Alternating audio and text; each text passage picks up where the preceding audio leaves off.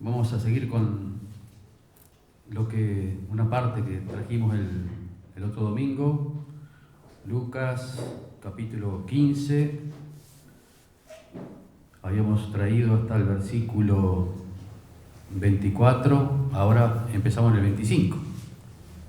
Seguimos con la parábola del hijo pródigo, porque hablamos de uno pero nos quedó el otro. Hablamos del pródigo pero no del otro. Lucas 15, versículo 25. Amén.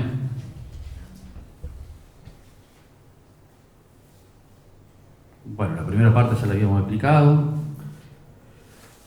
que un hijo había vuelto, pero había otro en la casa. Y dice, y su hijo mayor estaba en el campo, y cuando vino y llegó cerca de la casa, oyó la música y las danzas. Y llamando a uno de los criados le preguntó qué era aquello. Él le dijo, tu hermano ha venido y tu padre ha hecho matar el becerro gordo por haberle recibido bueno y sano. Entonces se enojó y no quería entrar. Acá vemos en el versículo 28 una problemática entre la familia, entre los hermanos. Y bueno, el que es hijo único no tiene esta problemática, pero cuando somos varios hermanos, a veces se arma un tole-tole de novela en la casa. Generalmente los padres no hacen diferencia entre los hijos. En mi caso fue así. Mis padres jamás hicieron diferencia entre un hijo y otro, pero hay familias en las que hacen diferencia. Y eso produce una problemática terrible en la familia, un dolor terrible de aquel que es tratado distinto, solo diferente. Solo por ser tratado diferente, eso le causa todo tipo de problemáticas. Porque hay padres que a veces protegen a uno porque es más enfermizo, otro porque tiene otra problemática. Entonces, ahí se produce una problemática terrible que es el tema de las diferencias entre los hijos. Nosotros como padres no podemos hacer diferencia, ninguna diferencia entre uno y otro. Quizás tengamos, como digo, en caso de haber alguna enfermedad, que asistir un poco más a uno por alguna enfermedad, pero jamás diferencia, nunca. Y en el caso de Dios tampoco hace diferencia entre sus hijos, ¿verdad? Porque nosotros que el Señor nos ha tomado como hijos, y como hijos que nos toma, nos disciplina. Y gracias a Dios por su disciplina. Porque esa disciplina nos permite estar en su casa y en sus cosas, y nos permite caminar de la buena manera. 2 por 3 necesitamos una corrección, pero en este caso, estaba enojado porque había fiesta. Se enojó, dice el versículo 28, y no quería entrar. O sea que caprichoso todavía, grande y caprichoso. A veces hay gente que es grande, ya tiene unos cuantos años, pero sigue siendo un niño por dentro. Sigue teniendo su berrinche. Y en la casa de Dios es muy común eso, ¿no? Hay muchos hijos que son berrinchudos. Y inclusive dice, no, porque yo me siento acá en esta silla, y si viene otro hermano y se sienta, ya se arma problema en la iglesia. Y allá tiene que ir el pastor a arreglar la problemática. Bueno, hermano, le ponemos otra silla, lo corremos para acá, lo corremos para allá.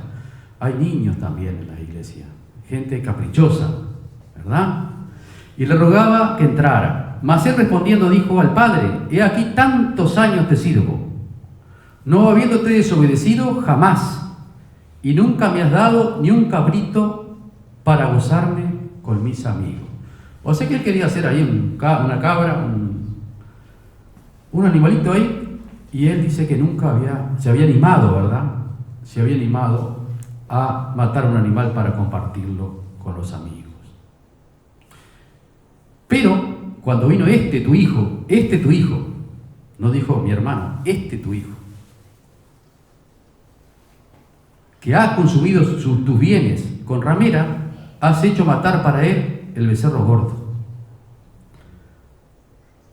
Acá vemos que este otro hermano era muy trabajador, muy dedicado, pero cuando vemos esa expresión que habla así, que habla tu hijo, vemos que era legalista. Y el legalismo, desgraciadamente, también existe dentro de las iglesias. Hay muchas iglesias que son legalistas, que si no usas corbata no podés predicar, que si no venís de tal manera no podés hacer esto o aquello. El legalismo. Pero ¿saben una cosa? El legalismo es contrario a Dios y a las cosas de Dios. El legalismo no nos ayuda. Sí el orden nos ayuda, pero el legalismo no. Este hermano era legalista. Le digo porque yo fui terriblemente legalista cuando empecé en el camino. Era terrible. Ni yo me aguantaba. Terrible era. Hasta que un día el Señor me sacó ese palo con el que yo le daba a los demás y me lo dio a mí, por la cabeza. Y me dio palo durante 4 años. Y en esos 4 años aprendí. Entonces, el legalismo lo dejamos de un lado. Porque acá lo que hacemos o lo que somos es por la gracia de Dios. No es por nosotros mismos. No es en nuestra fuerza. Él entonces le dijo, hijo, tú siempre estás conmigo. Y todas mis cosas son tuyas. Seguro ese otro ya se había gastado toda la herencia. El otro no tenía nada. Lo que quedaba era de este que estaba acá. Era de él. Podía matar no un cabrito. Podía matar 10, 15, lo que quisiera. Era todo de él. Y nosotros también a veces tenemos herencias espirituales en Dios. Como lo hablamos los otros días. Y promesas en Dios. Pero no sabemos que las tenemos. Y andamos ahí, en la vuelta, mendigando. Como mendigando un cabrito y era dueño de la hacienda. A veces pasa que andamos, Señor, por favor, dame una bicicleta, que preciso una bicicleta para ir a no sé dónde. Y el Señor te quiere dar un Mercedes, pero vos le pediste la bicicleta. A veces lo sabemos pedir, ¿verdad? Yo recuerdo una vez que leí un libro de un misionero en China, que fue un misionero que fundó cientos de iglesias en China y estaban todas administradas por hermanas. Porque los hombres no iban a la iglesia casi, era una zona media rural. Y ese misionero le pidió al Señor una bicicleta amarilla. Me acuerdo hasta hoy de ese libro que leí. Misioneros en China, creo que se llama algo por el estilo. Y el Señor le dio una bicicleta amarilla. Justo los embajadores se fueron un día, empezaron a sacar todo, porque cuando un embajador se va de un país, no puede volver al país de él con nada de lo que tenía. Tiene que vender todo y dejar todo limpio para el otro que viene atrás. Y estos empezaron a sacar cosas, y esa bicicleta amarilla que tenían voló a un contenedor. Y un día lo daban la vuelta ahí, mirá, Señor, me gusta una bicicleta amarilla, nuevita.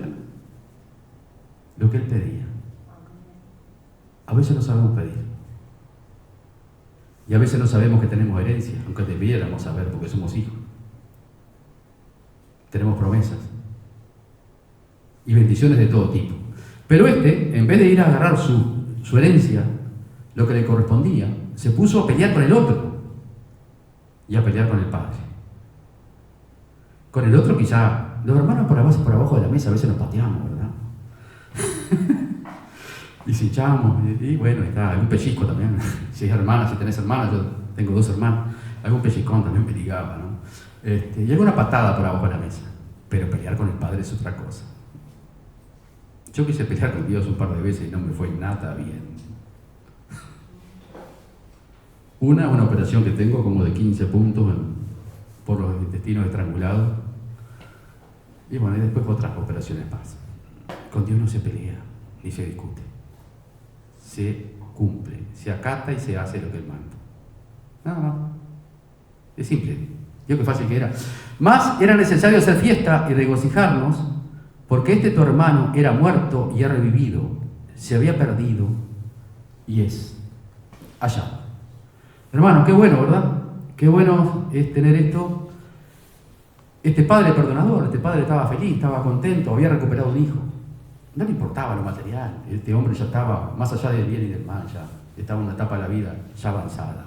Y lo que tenía ya no era de él, era del hijo que estaba peleando por el cabrito. Entonces, qué bueno cuando podemos recuperar a alguno que andaba por ahí, medio perdido, y lo podemos traer a la casa de papá. Qué bueno cuando podemos armar a alguno que quizás estaba peleado con Dios. A veces la gente se enoja. Se enoja y se va de las congregaciones por las cosas más insólitas. Por cosas increíbles. O porque no le dieron la participación un día en una tarea de la iglesia, o porque no le gustó, no sé, cualquier cosa. La cosa más increíble puede pasar y esa persona deja de congregar. En vez de venir, hablar, plantear su problema, decir qué le molestó o qué no le molestó, y seguir en el camino. Y si usted sabe el dolor, acá en este caso del padre, ¿no?, que estaba dolorido por ese hijo que volvió, que gracias a Dios que volvió. Usted sabe el dolor de Dios cuando uno de sus hijos se va de su casa. Y se va porque sí nomás. Luchas, todos tenemos. Problemas, todos tenemos. Enfermedades, todos tenemos. Problemas económicos, todos tenemos.